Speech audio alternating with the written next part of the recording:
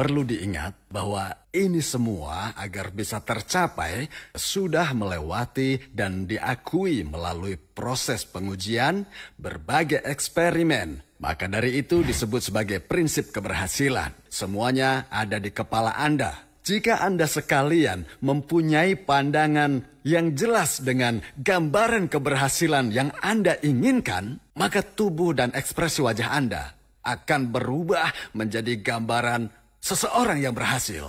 Kenapa di sekolah tidak diajarkan ini? Tidak ada di kuliah yang S3 sekalipun.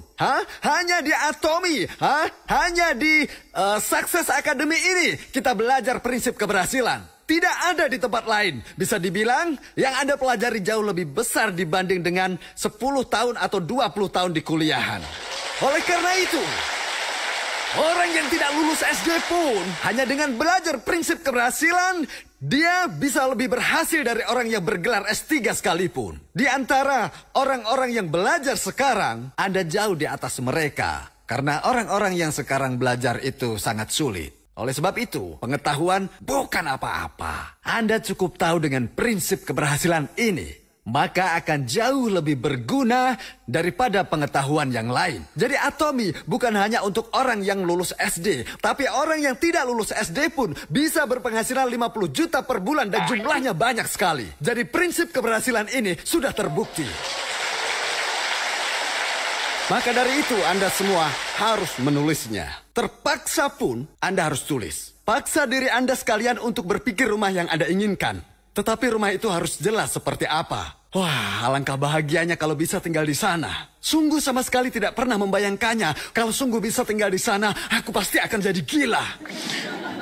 Rumah seperti yang saya bayangkan. Jadi, bukan rumah yang pas-pasan, melainkan rumah idaman yang benar. Jika bisa tinggal di sana, maka Anda akan bahagia. Jadi harus jelas tergambar rumah seperti apa yang Anda inginkan. Apabila yang muncul di benak Anda sekalian merupakan sesuatu yang mungkin, maka Anda harus bayangkan atau pikirkan.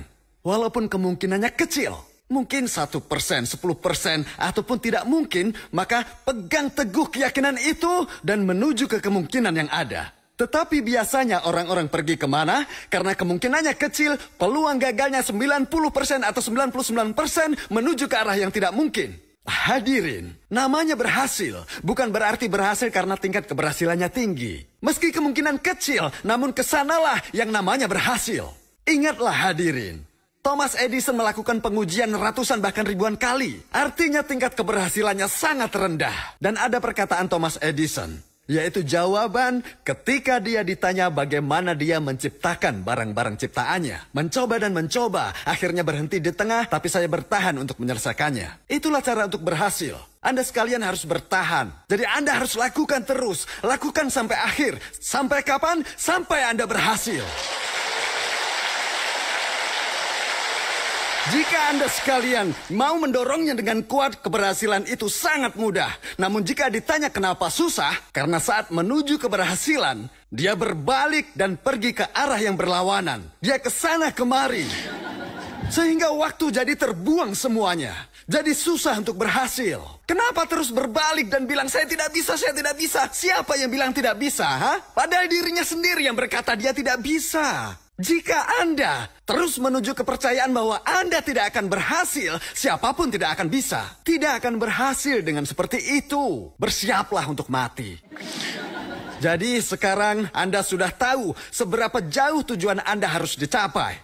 Maka ketika saya bisa melakukannya, saya pasti sudah bisa mati dengan tenang. Saya bisa girang sampai gila. Anda sekalian harus bisa membangun hal yang tidak mungkin atau bahkan mempertaruhkan nyawa Anda. Berjuang semampunya. Jika berhasil tentu saja bagus, tapi jika tidak berarti belum jodoh. Dengan tujuan seperti ini, maka Anda tidak akan menggebu-gebu. Rencanakan tujuan yang benar-benar membuat Anda girang atau gila. Tetapi harus ingat, ketika tujuan tersebut tidak tercapai, cari tahu apa yang membuat itu tidak tercapai. Pasti bukan kegagalan yang ada di diri Anda. Semua orang yang dicintai juga akan gagal. Sehingga Anda berpikir bahwa bukan hanya diri Anda sendiri, banyak yang lain.